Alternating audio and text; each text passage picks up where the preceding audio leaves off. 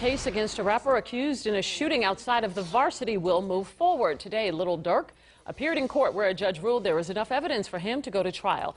Channel 2's anchor Lori Wilson is live near where the shooting happened, near the Varsity. And Lori, police say they have video evidence in this case.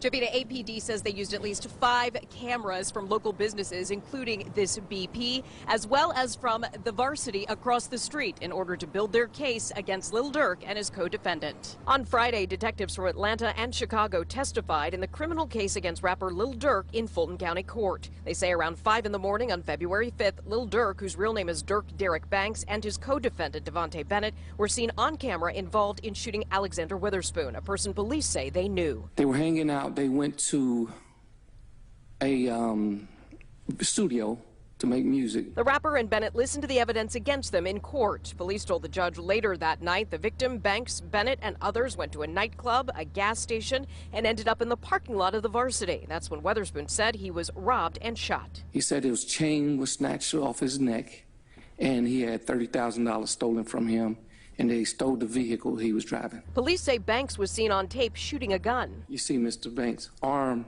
out the window firing several shots at the victim, towards the victim. Banks' attorney says this is a celebrity witch hunt. Were it not for the celebrity status of these 2 individuals, then this would be an aggravated assault. Banks released a single, "Turn Myself In," the day he turned himself in. It's gotten almost 7 million views. The prosecutor charging this wasn't just a robbery and shooting, but gang activity. She put a Chicago detective on the stand to testify that Banks and Bennett are members of Chicago gangs. Is it possible to continue your affiliation and even commit crimes when you move out of Chicago if you're in a different city or if a different area?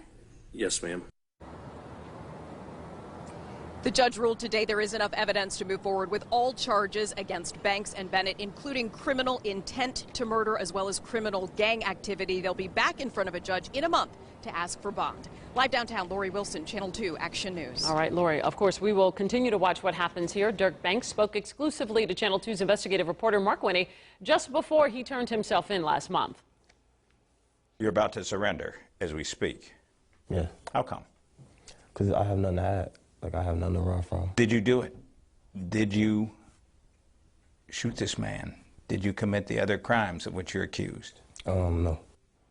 You can watch Mark's interview with Lil Durk by clicking on the story on our homepage on our website, WSBTV.com.